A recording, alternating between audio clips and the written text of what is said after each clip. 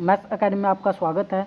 तो दोस्तों आज हम मूल सीखेंगे द्विघात समीकरण के मूल, और किससे सीखने हैं? गुणनखंड विधि से। इंपॉर्टेंट है 3 नंबर के लिए कि गुणनखंड विधि से मूल कैसे निकाले जाते हैं। बच्चा गली का इस चीज़ को जानता है कि मूल कैसे निकलते हैं, वो देखिए कैसे निकलेंगे। जैसे मैं आज क्वेश्चन नंबर 50 की बात करूँगा पहले आप लोगों के सामने। ये है 100x² माइनस में 20x और प्लस में 1 और बराबर में 0। इसकी मैंने ट्रिक बच्चों को बार बार बता रखी। पहला आएगा सेम 100x², लास्ट का आएगा सेम और बीच का साइन भी क्या आएगा सेम, और बराबर में 0 पड़ी थी भाई।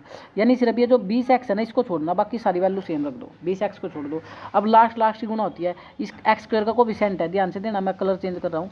x² का कोफिशिएंट है यहाँ पर 100 और यहाँ 1 है, यानी लास्ट की गुणा करनी है x² के कोफिशिएंट की और विदाउट x के कोफिशिएंट की। तो 100 की 1 से गुणा करोगे 100 एकम 100, 100 एकम भाई 100 की गुणा 1 से करोगे तो 100 एकम 100 ही आया। अब इस 100 के फैक्टर करने आपको। अब 100 के फैक्टर बच्चा जानता है कैसे, 10 गुणा 10 भी 100 होता है, और 20 पंजे 100 भी 100 होते हैं, 20 पंजा 100 भी 100। ठीक है, और भी बनते होंगे तो बात करेंगे, लेकिन फिलहाल हमें 10 गुणा 10 टुकड़ा लेंगे, ये भी 100 बनाता है, और 20 गुणा 5 ये भी 100 बनाता है। सर इनमें से कौन सा टुकड़ा ले? भाई वो टुकड़ा लेना है जो आपका आंसर 20 दे देगा। क्या दे देगा आपका आंसर? 20। तो 20 देख लो ना किससे बनता है, ये 20 चाहिए हमें, 10 और 10 20, मतलब यही तो बना रहा है 10 और 10 20। तो एक फैक्टर हो गया 10x और दूसरा भी फैक्टर हो गया 10x। अब ये देखो, ये जो 20 बनाया था इसने, ये जोड़ने से बनाया था, जोड़ने के लिए एक माइनस तो दूसरा भी माइनस, ये तो आप जानते ही होंगे। अगर आपको नहीं पता तो मैं बताता हूँ, जोड़ने के लिए एक माइनस तो दूसरा भी माइनस, एक प्लस तो दूसरा ही प्लस। अगर समान साइन होंगे तो ही जुड़ेंगे भाई। अगर एक प्लस एक माइनस एक प्लस होगा तो हमेशा वैल्यू घटेंगे। तो याद रखना, अगर कभी भी जोड़ना पड़े एक माइनस तो दूसरा ही माइनस, एक प्लस तो दूसरा ही प्लस। तो मैंने सिर्फ इतना सा काम किया है, एक माइनस तो दूसरा ही माइनस इसलिए लिया ताकि दोनों जुड़ सके। जोड़ने से तो 20x आया था, अब पहले 2 में कॉमन ले लो। पहले 2 में कॉमन क्या सर? 100x है। पहले 2 में किस में सर, किसकी बात कर रहे हो आप? भाई मैं बात इसकी कर रहा हूँ 100x की और इस 10x की। इसमें कॉमन देखो क्या, 100 में और 10 में कॉमन 10 है। कॉमन वो होता है तो दोनों को भाग दे देगा, और x यहाँ भी पड़ा हुआ है, यहाँ भी पड़ा हुआ है भाई, x ये पड़ा और x ये पड़ा।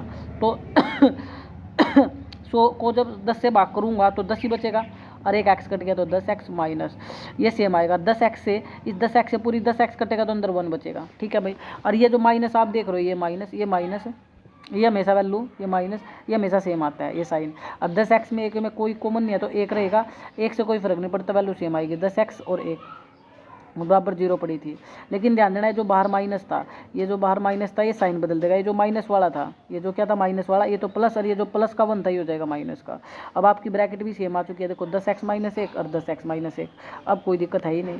तो एक ब्रैकेट क्या आ गया आपकी 10x माइनस 1 इंटू में, और एक ब्रैकेट क्या है आपकी, एक ब्रैकेट क्या है आप लोगों की, उसको भी देख लो।